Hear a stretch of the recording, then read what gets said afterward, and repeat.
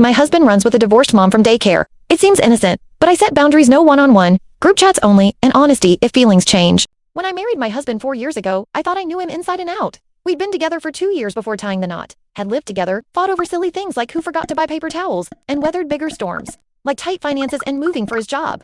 If someone had asked me back then whether I trusted him completely, I would have said yes, without hesitation. Even now, I'd still say our marriage has been good, better than good. Most days, they've got a sweet little boy who just turned 3, a home we're proud of, and a rhythm of life that feels stable, even if it's sometimes exhausting. Marriage with a toddler isn't glamorous, but it's real, and it's ours. But there's a crack I can't stop staring at, and I don't know whether it's something harmless that I'm blowing out of proportion, or a sign of something deeper. It started with his runs. This past January, my husband announced he wanted to get serious about his health. He said he felt sluggish, that sitting at a desk all day was wearing him down, that he wanted to be the kind of dad who could keep up with our kid on the playground. I supported him completely. I love my yoga classes in the mornings, and if he found his own fitness routine, I thought it would only make us both feel better, so he started running. At first it was clumsy wheezing after 10 minutes, limping home, with sore calves, but he stuck with it. Every evening, right around 7 p.m. after dinner, he'd lace up his sneakers, stretch by the door, and head out into the dusky streets of our neighborhood. I'd put our son down for bed while he ran, and by the time he came home sweaty and flushed, I'd be ready to shower and wind down myself. It became a rhythm, like clockwork. I admired him for it. He looked more energized, more confident. His cheeks grew sharper, his arms stronger. Sometimes he'd show me the distance he logged on his phone, pride in his voice. 5 miles tonight, he'd say. Didn't think I could ever do that. And I'd smile, clap, kiss him on the cheek, happy for him. For the first couple of months, it was just that, his thing, his outlet. Then he started talking about people he ran into. We live in a neighborhood full of young families. You can't go to the park without bumping into other parents pushing strollers or chasing toddlers. He told me he'd see familiar faces out on the sidewalks, other dads, moms, people with dogs. Sometimes they'd nod. Sometimes they'd exchange a few words before parting ways. There was one woman in particular he started mentioning more often. She runs at about my pace, he said one night, untying his shoes. We end up side by side on the trail, a lot. She's cool. Her kid goes to daycare with ours. I remember nodding, not thinking much of it. Parents connect through kids all the time. I'd met plenty of other moms through yoga, play dates, even just sitting in the waiting area of daycare during drop-off. He mentioned that she was recently divorced, that she lived only a few blocks away, that she was training for a 5K and had given him tips about stretching and pacing. Little details slipped into conversation, and I let them. Because why wouldn't I? He was chatting with another parent, that was all. But as weeks passed, it became clear it wasn't just small talk. She's usually out there every night, he said once. It's nice to have someone to keep pace with. She told me about this new app for tracking runs. We should try it. She's way faster on the uphill parts, keeps me motivated to push harder. I found myself bristling without meaning to. It wasn't that I thought he couldn't talk to other women, not that controlling, but the way she came up so often, the way he described her as part of his routine, it unsettled me. I tried to swallow the feeling, reminding myself of my own baggage. My last relationship before him had ended because of cheating, and those scars don't fade easily. I promised myself I wouldn't project old hurts onto a new love. My husband had never given me reason to doubt him, so I said nothing. But then came the SMOOTH. It was a Tuesday evening. He came home later than usual, cheeks flushed, hair damp with sweat. I noticed right away, because usually he was back by 8, but this time it was closer to 9. Long run? I asked casually. He hesitated, just a fraction of a second, but enough for me to see it. Yeah, he said, setting down his phone. I stopped for smoothies with a friend. Something in me prickled. Which friend? He glanced away, fiddling with his shoes. The woman I'd been running with. The words landed like a stone in my stomach. I tried to keep my face calm, my voice neutral. Oh, just the 2 of you. Yeah, nothing weird, he said quickly, almost defensively. We were both hungry, and there's that juice bar on Main Street. Just grabbed a drink, talked about the 5K. I nodded slowly, but inside, alarms were going off. The hesitation, the vagueness, the fact that he didn't say her name until I pressed, it wasn't proof of anything. Not cheating, not betrayal, but it felt like a boundary was being tested, stretched thin. And that's where I am now, staring at this crack in our marriage, wondering if it's just a hairline fracture born of my insecurities, or if it's the beginning of something that could split wide open. On paper, nothing's wrong. My husband runs with a neighbor. They got smoothies. He came home sweaty, not secretive. Our marriage is good, our family's solid. But in my gut, I feel the unease, the whisper that says, pay attention. Something isn't right, and I don't know if that whisper is my trauma talking, or my instincts trying to save me. The night of the smoothie hung in the air like humidity, no storm, just heaviness that makes every breath feel a little worked for. He showered. We watched half an episode of some British baking show we both pretend not to be emotionally invested in, and went to bed on our usual sides. He was asleep in minutes, steady breath, one arm flung over his head. I lay there staring at the ceiling fan until midnight, listening to its soft tick every time the chain kissed the glass. I kept telling myself, nothing happened. A smoothie isn't a sin. A conversation after a run isn't infidelity. Plenty of adults have opposite-sex friends without it meaning anything. The logic stacked neatly in my head, as if logic alone could lay a blanket over the no. What I couldn't quiet was the hesitation. The micropause when I asked, which friend, the instinct to keep it generic, until I pulled on the thread. I know what little pauses feel like. I dated them in my 20s. They're not always Lies. Sometimes they're just edits, softening the truth so it doesn't poke. I don't know which is worse. In the morning, he kissed my temple, left a coffee on the nightstand, and took our son to daycare so I could make my yoga class. The kitchen smelled like toast. The high chair was wiped. A sticky sippy cup forgotten the night before was rinsed and drying. He's the kind of man who does those things without announcing them, which is why the knot in my stomach felt like a betrayal of something inside me, not him. After class, I scrolled my phone outside the studio, mat under my arm, and impulsively typed healthy boundaries opposite sex friendship married into the search bar like the internet could hand me a laminated card and say, "Here, follow this, you'll be fine." Articles bloomed. Intent matters. Transparency is key. Err on the side of your partner's comfort. Don't police. Don't pretend nothing's wrong.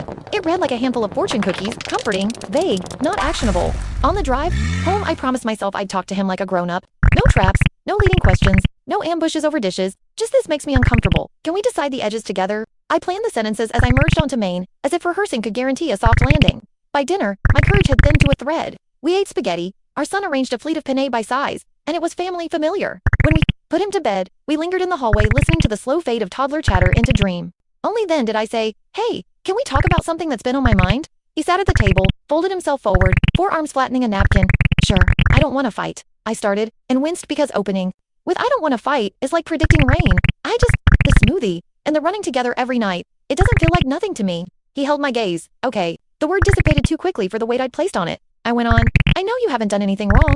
I know that. But my stomach hasn't caught up with my brain. The hesitation when I asked who you were with, I knew you'd be upset," he said softly. "Not because I did something wrong. Because it's a woman. And because of your history." There it was. A gentle layup. Your history. True and unfair all at once. My last boyfriend had insisted the woman he just clicked with at work was like a sister right up until she wasn't. I've done the counseling. I've unwrapped the barbed wire. I hate that it still rustles when the wind changes. "I'm trying," I said. "I don't want to bleed old cuts on you." "I know," he said, and reached across the table. I gave him my hand. His thumb found the crescent moon scar on my knuckle and traced it like remembering a map. "What do you need?" The question softened me. "Transparency," I said. "Maybe. Ground rules we agree on. Like if you're running with her, and it turns into smoothies. Text me first. Or we pick 2 or 3 nights a week where you run solo, just for balance. Or I meet her. Context helps me." He nodded. "No eye roll. No, this is crazy. Her name's Emily," he added. "I hadn't known that. She's training for the same 5K I am. Sometimes we overlap. Sometimes we talk about pace. Sometimes about kids and naps and daycare drop-off. That's it. Would you be okay if I ran every night at 7 with a recently divorced dad from daycare and then sometimes grabbed smoothies after?" It wasn't a trick. I genuinely needed to live inside his answer. He exhaled through his nose. "Honestly, I'd probably feel a little weird. Not because I don't trust you, but because the setup invites closeness." He had said my thought. Out loud, I felt my chest loosen. "Okay, so we name that weirdness. We don't pretend it's nothing. Deal," he said. "And I'll text if anything changes after a run."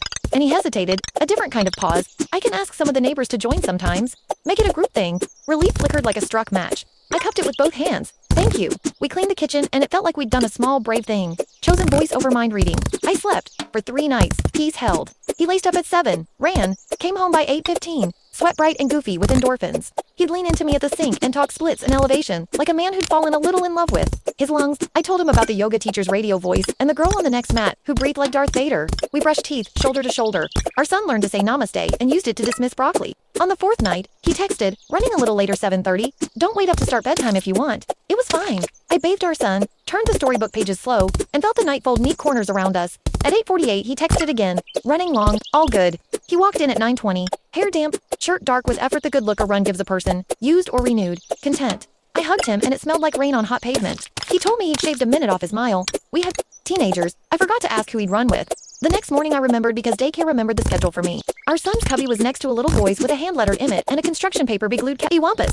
Emily stood at the sign-in iPad, ponytail through a cap, neon shoes still tied like an apology for being late. I recognized her without ever having met her. The easy athletic posture, the way people who run all the time carry their bodies like they live in them, not just rent. She noticed me noticing and smiled with her whole face. A quick, uncomplicated thing. "You're Jax. Mom, right?" I nodded. "Yeah, and you're Emily," she said. "Sorry, I think our husbands, your husband and I have crossed paths on the trail." That sounded weird. She winced at herself, and I liked her for it. "Not weird," I said, surprising myself with how true it sounded. He mentioned, "You. Nice to meet you." We shook hands with sanitizer still damp on our palms. She asked how old my son was. I asked about Emma's obsession with trucks. We laughed at the universal language of toddlers who insist the blue cup has always been the only cup.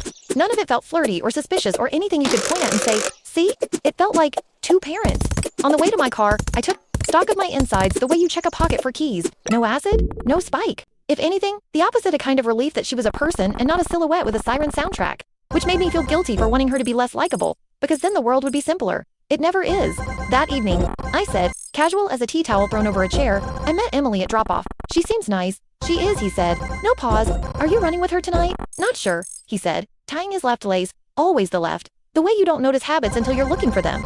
She said she might do hills, I might do flats. We'll see who shows up. Text me if you go for smoothies, I said, and it landed lightly. A rehearsal line set on stage until it belongs to the actor. He saluted with ridiculous sincerity.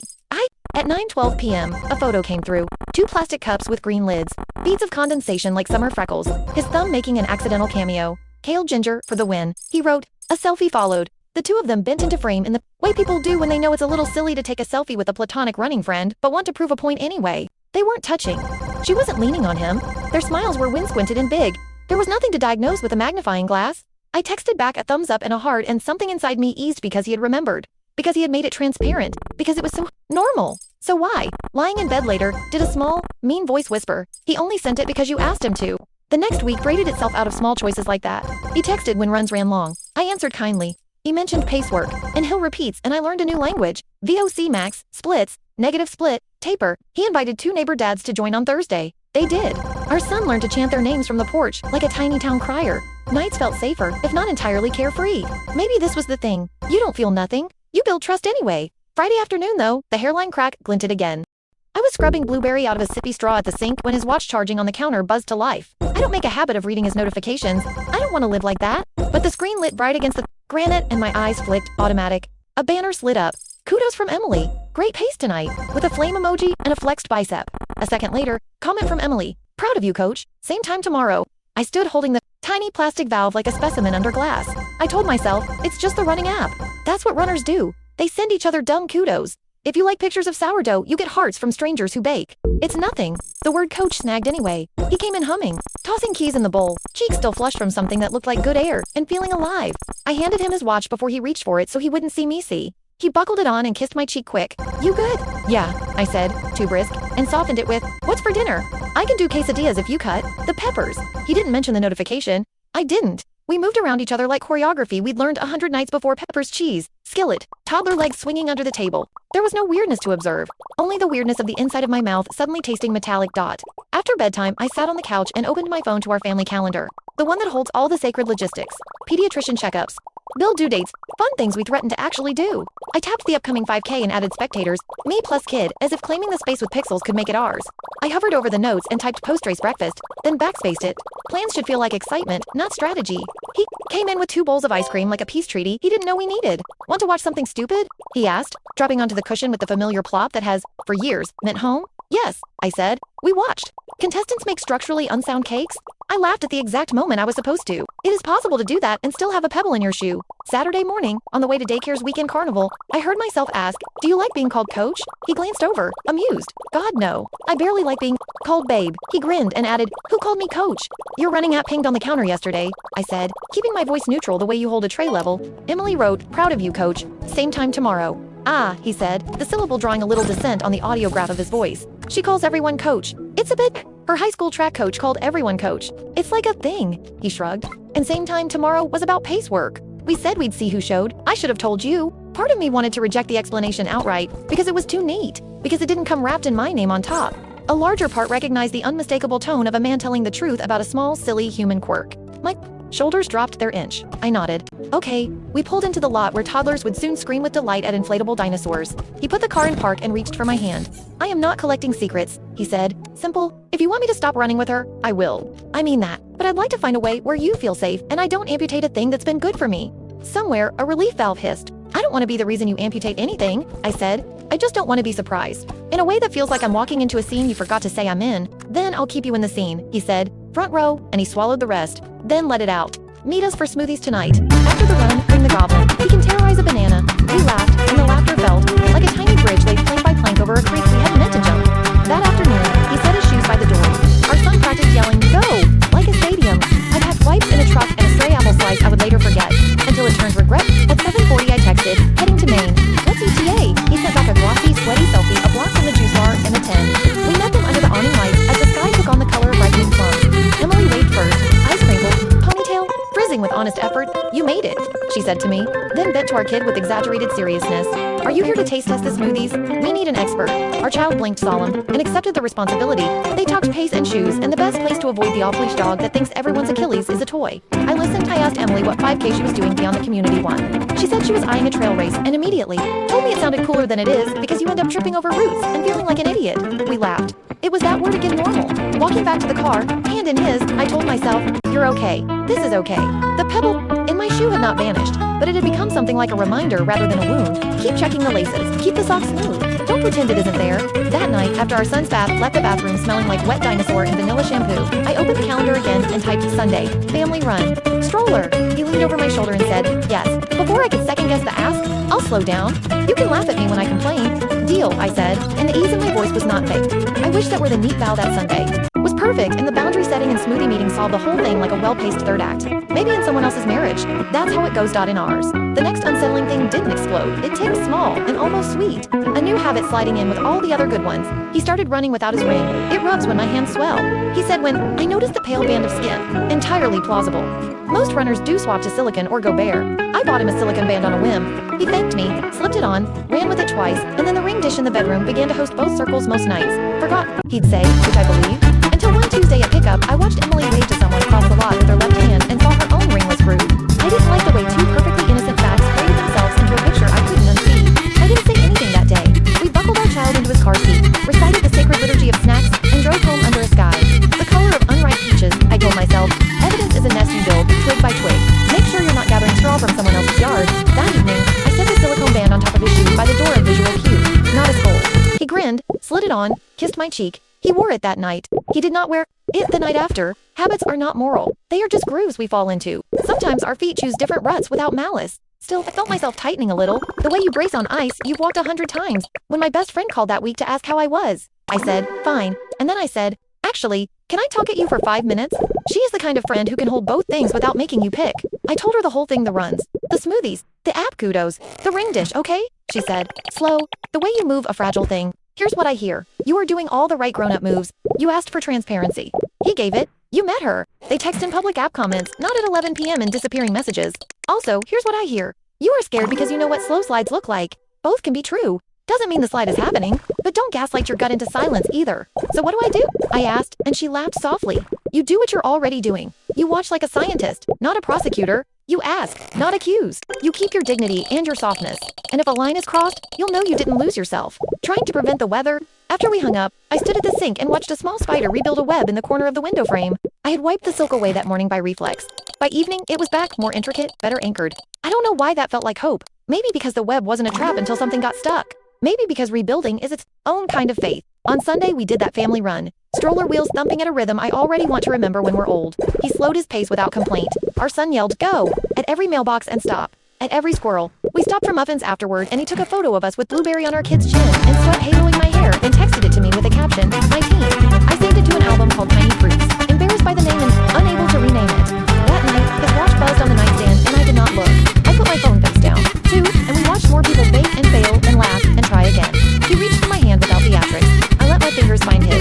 You can hold a hand and a pebble at the same time. Somewhere between the second and third commercial, I realized the question I've been avoiding wasn't, is he cheating? It was simpler and messier. What are our boundaries when life hands us an almost key? We hadn't drawn them because we hadn't needed them. Now, we did. We had started to. We would keep drawing.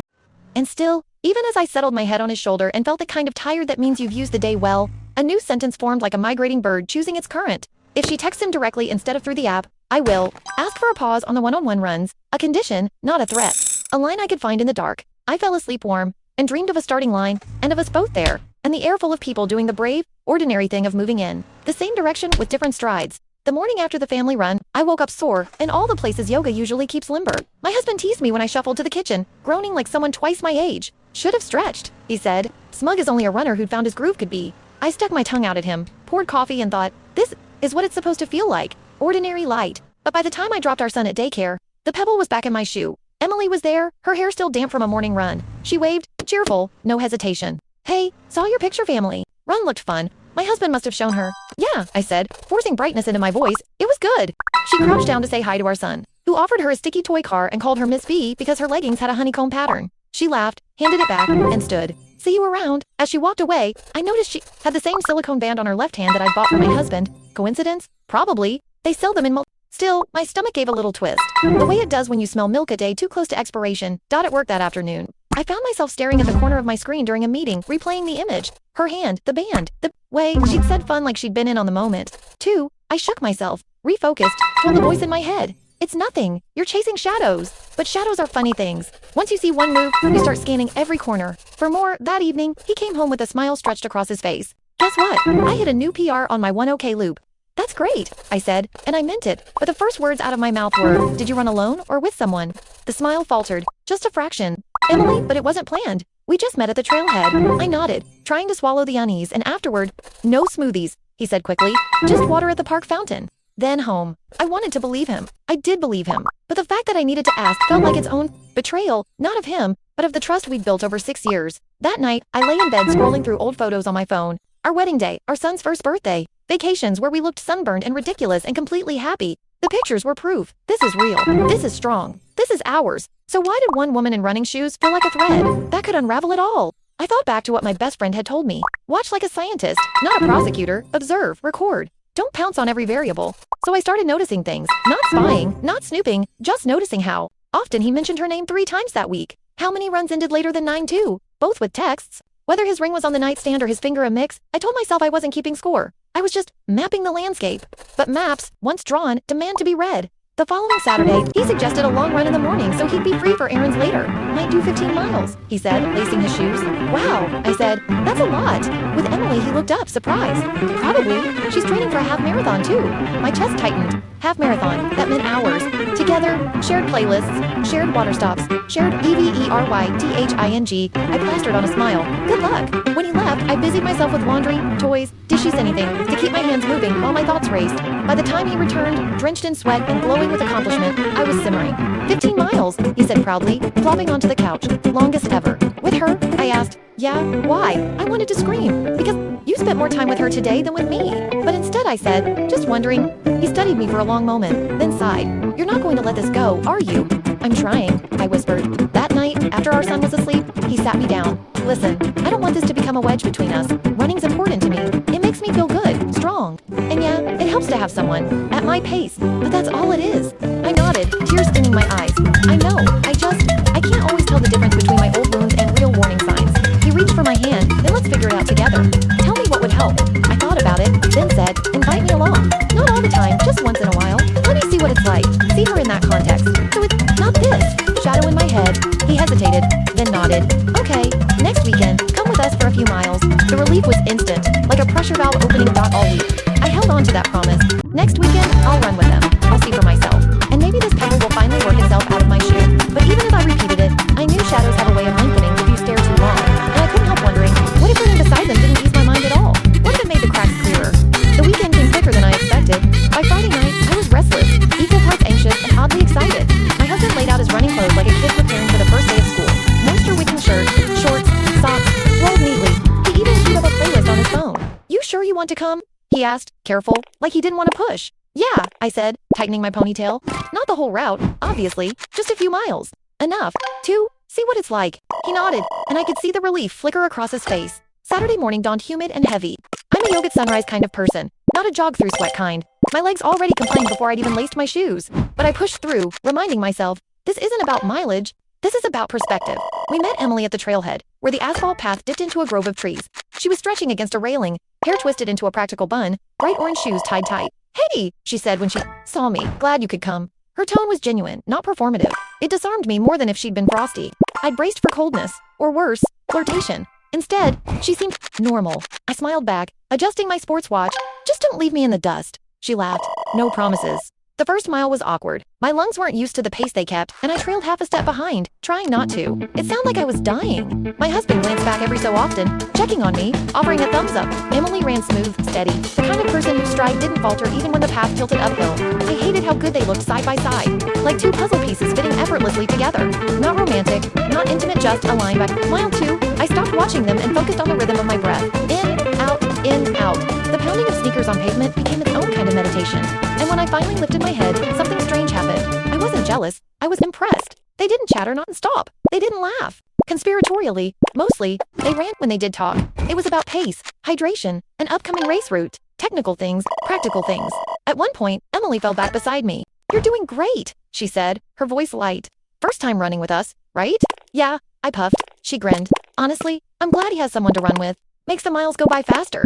I didn't know what to say. Gratitude? Suspicion? I nodded instead. "Guess it helps." She sped up again, sinking back with my husband. By the time we hit the 3rd mile, I peeled off. "I'm done," I said, laughing breathlessly. "Good luck with the rest." "You did awesome," my husband said, kissing my temple. "Proud of you," Emily waved. "See you at Smoothies?" I blinked. "Smoothies?" "Yeah," my husband said. Sheepish. "We usually grab one after long runs. Want to come?" It was the moment I'd been waiting for, the invitation into the scene I'd been picturing in my head for weeks. "Sure," I said, at the juice bar. We sat at a corner table, plastic cups sweating onto napkins. Our son squirmed happily in his stroller, gnawing on a piece of banana. Emily told me about her job in marketing, about juggling single parenthood, about how running was her therapy. She laughed easily, spoke plainly. Nothing about her screamed. Threat. I listened, nodded, even added stories of my own. Slowly, the picture in my head, the sinister silhouette crumbled. She wasn't a femme fatale trying to steal my husband. She was just a woman. A tired, slightly lonely, determined woman who happened to share his pace. And maybe that was the part I hadn't let myself admit before. Loneliness. She probably needed the companionship as much as he did. On the way home, I sat in the passenger seat sipping the last of my smoothie.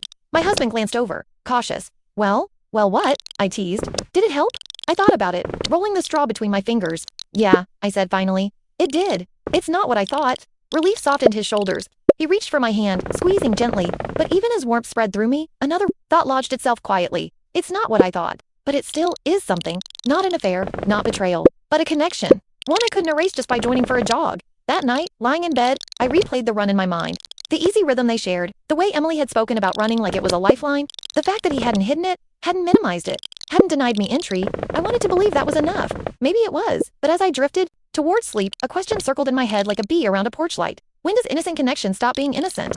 For a week after the smoothie run, I felt lighter. Not carefree, but lighter, like someone had finally opened a window in a stuffy room. Seeing Emily in the flesh, hearing her voice, realizing she was just a woman with sore calves and a toddler who refused. Napset had dismantled the villain I'd built in my head. And yet, the pebble never really left my shoe. I told myself, that's fine. Trust isn't the absence of pebbles. It's walking anyway still. I noticed things. The first thing was playlists. One evening while I folded laundry, his phone dinged with a notification. New collaborative playlist from Emily. The title, Hill Killer Jams. I stared at the screen, until it dimmed. Collaborative, it meant they added songs together, like some private inside joke translated into beats per minute. He came in, saw me holding a pair of our son's pajamas, and smiled. Need help? No, I've got it, I said, too quickly. Later that night, I asked, so, you and Emily made a playlist? Yeah, he said casually. It's just for running. Keeps it fun. I nodded, but in my chest, something pinched. Running may have been their common ground, but music had always been ours. Road trips, kitchen dancing, even labor at the hospital. 1,000 little soundtracks woven into our life. Now some of those beats belonged elsewhere. 2, the second thing was jokes. We were brushing our teeth one night when his phone buzzed. He glanced at it, chuckled, and typed a quick reply. What's funny? I asked through foam. Emily sent a meme. He said, showing me the screen. It was a picture of a collapsed Jenga tower, captioned me after speed work. I laughed despite myself. It was harmless, goofy. But the fact that she was texting him directly now, outside the running app, outside group thread, struck me. I rinsed my mouth and tried to ignore the chill in my stomach. It's still about running, I reminded myself. It's still safe, but safe and slippery often look the same in the early light. The third thing was absence, not physical absence. He still came home every night, still kissed our son goodnight, still slid into bed beside me. But sometimes, even as he sat next to me on the couch, I felt like part of him was elsewhere. He'd scroll his phone and smile faintly at something I couldn't see. He'd mention splits and hill repeats and inside jokes I wasn't part of. He was here, but not fully here. One evening, after he disappeared into the garage to stretch for longer than usual, I walked in quietly. He was sitting on the step, phone in hand, thumbs moving fast. When he saw me, he startled. Hey, just checking the running group chat? I nodded, but the way he locked the screen felt like a door closing. By now, I'd stopped asking myself, if he was cheating, it wasn't about that. It was about direction. Where was this heading? I thought back to my promise. Watch like a scientist, not a prosecutor. Record, don't accuse. But the data points were starting to cluster into a shape I couldn't ignore. Collaborative playlists, direct memes, lingering smiles, small secrets, none of them crimes. All of them. Till on Thursday, I decided to test my footing. At dinner, while our son smeared spaghetti sauce across his cheeks like war paint, I asked casually, so, is Emily running the 5K this weekend too? Yeah, he said, brightening. She's been training hard. I think she'll crush it. Something in his voice made me pause. Pride, admiration, nothing overt, but it was there, the warmth people reserve for someone they feel invested in. I forced a smile. We'll be cheering you both on. He nodded, then reached for his water. You're coming, right? Of course, I said, and silently added, front row, eyes open. The night before the race, he laid out his gear, as he always did. Shoes, bib, Watch. On top of the pile, I noticed a small wristband I hadn't seen before. Bright yellow, with a tiny bee pattern. Where'd you get that? I asked. Oh, Emily gave it to me, he said casually. She bought a pack online, said they're good for wiping sweat. Thought I'd like one. He slipped it on, testing the stretch. See, handy. I swallowed hard. A small gift, nothing. More, but intimacy is built on small gifts, shared playlists, private jokes, pebbles becoming stones, stones becoming walls. That night, I couldn't sleep. I lay awake, listening to his steady breathing beside me, and thought, I'm not imagining this anymore. Something is shifting. Not an affair, not betrayal, but gravity was pulling in a direction I couldn't ignore. And tomorrow. At the 5K, I would see them together in their element, running stride for stride, laughing at the start line, sharing high fives at the finish. I wondered if watching them would settle me or shatter me. Race mornings always carry a strange electricity. Streets blocked, volunteers in neon vests, the smell of coffee mixing with damp asphalt.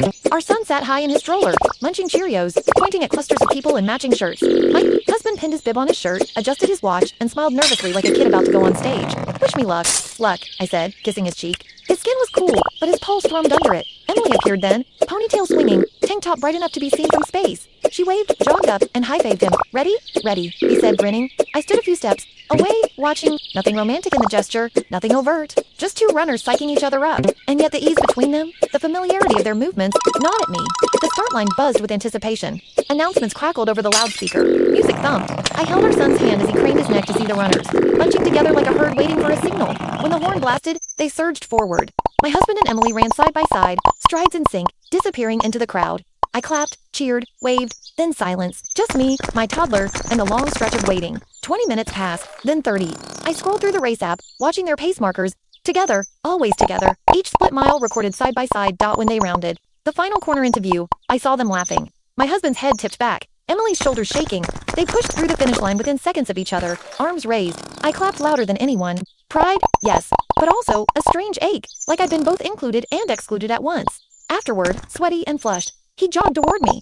We did it, he said, eyes shining. You did, I corrected, smiling. Proud of you. Emily appeared behind him, gulping water, cheeks pink. She grinned at me. He's fast, kept me honest the whole way. I smiled back. Sounds like a good partner. The word tasted bitter, even as I said it. Later, we all sat on the curb, eating bananas and bagels, handed out by volunteers. My husband stretched his calves. Emily chatted about upcoming races.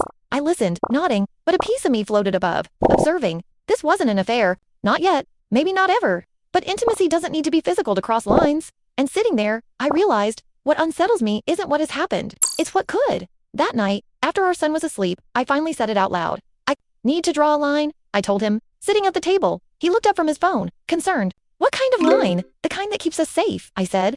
I saw you today. Saw how easy it is for you two. And I get it. She's a good runner. She's funny. She's nice. But boundaries aren't about mistrusting you. They're about protecting what we have. He nodded slowly. Okay. What does that look like? I swallowed hard. No more one-on-one smoothies. Group runs only. Or races. If you text, keep it in the group chat, not private. And if you start feeling like she's your person, even in small ways, tell me, before it turns into something else. Silence stretched. Then he reached across the table, took my hand. Deal. Relief bloomed. But it wasn't pure, it carried weight. Boundaries only work if both people honor them. In bed later, I lay awake. While he slept, listening to his steady breath, I thought about Emily's laugh at the finish line, the yellow wristband on his arm, the playlist waiting on his phone, and I thought about us. 6 years, a child, a home, a life stitched together. With love and effort, it wasn't broken. Not yet, maybe not ever. But hairline cracks need tending. I whispered into the dark, not to him, but to myself. Watch, listen, stay honest. Because in the end, love isn't just about trust, it's about vigilance. Not paranoia, not policing. Just the quiet, steady act of guarding what matters most. And for now, that's what I would do.